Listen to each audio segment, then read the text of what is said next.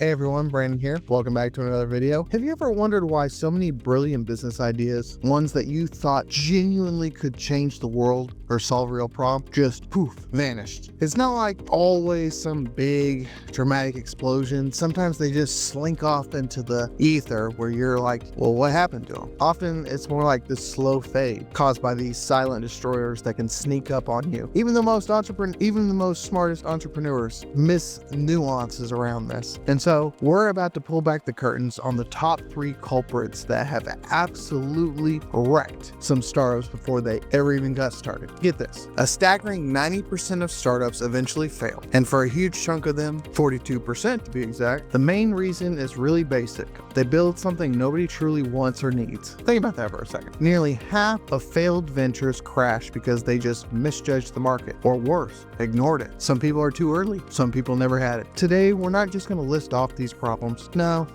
we're arming you. I'm going to arm you with actual strategies to beat these odds. All right, so killer number 1, and it's surprisingly simple. There's no genuine market need. You could have the most incredible solution, a product polished to absolute perfection, but it doesn't solve a real problem in the overall market in the current time that we are sitting in. Well, I mean, that is a fast track to failure. This isn't usually about a lack of innovation either. It's a lack of connection to what consumers are really struggling with. And the fallout for this is pretty devastating to you. You pour your heart, soul, and probably your savings into building this one thing that needs to work, only to launch it for an army of crickets. You hear that? Silence. Your resources got torched. Your morale is fucking gone. And your dream starts to feel more like a pipe dream, something that was intangible that you just wanted to will into existence. We've seen it countless times. Companies get so wrapped up in their own idea that they forgot to ask if anyone else was excited about it. So how do you dodge this silent killer? Well, first up, solid market research is your absolute must. Don't just think or will there be demand. Prove it. Run surveys, chat with potential customers, really dig into what your competitors are even doing. When you get to the bottom of their pain points, are they actively looking for something, and is that something what you're offering? Second, you're going to want to build a minimum viable product, an MVP. This isn't your grand feature-packed vision. No, not yet. It's the simplest version of your product that you can test with your biggest question. Will people actually use this and find it valuable? Get it into the hands of real consumers and listen to what they say in response. Third, I want you to make sure your business model actually works. So confirm that your customers will pay for this solution, this product, this service, this idea. This is your early warning and early thumbs up. Even at a small scale, is it worth way more than the months of working on your own? Remember, the market's not going to care how brilliant your idea sounds, only if you're part of the S&P 500, but it actually cares about if you solve the problem, and if they're going to be willing to fix it, or are they going to pay to fix it? Sorry, plain and simple. The second, next up, killer number 2, the dreaded cash flow catastrophe. Now this one's a biggie. It's shocking, but 82% of businesses that go under do so because they couldn't get a handle of their own cash flow. You can have this amazing product, a growing customer base, but if you can't manage the money flowing in and out of your business, you're basically going to suffocate yourself. And it's not always about having enough money in the long run. It's about not having it when you actually need it. These pivotal moments, these oh crap, I need it now moments. Things like clients paying late really wrecks you. Underestimating your cost definitely hurts. Spending too much on stuff that you don't really need, I'm guilty, or just bad forecasting. Any of these can throw you into a crisis, and then suddenly you can't pay your suppliers, you can't make payroll, you can't jump on crucial growth opportunities. Your dream hits that wall, not because your vision was bad, but because the cash just wasn't there. So here's what I want you to know about your game plan for this financial fiend. First, I want you to create a detailed cash flow forecast and keep it updated like it's your job, because it really is as a business owner. Know your burn rate,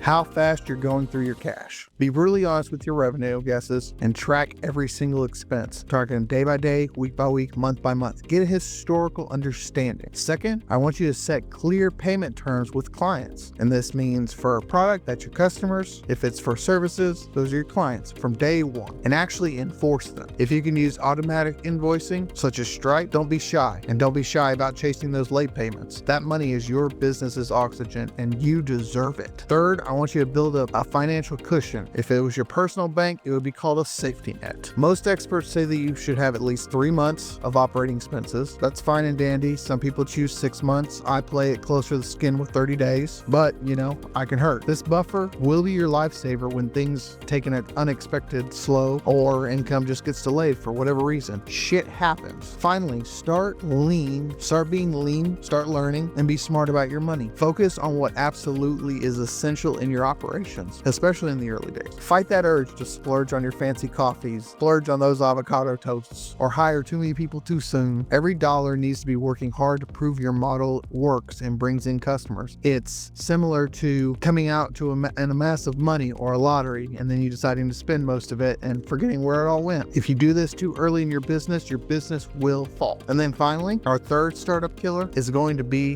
what I call marketing misery. Basically, you're throwing an invisibility cloak over your awesome business. You're not getting seen. Roughly 14 to 22% of all startups fail because their marketing just plain stinks.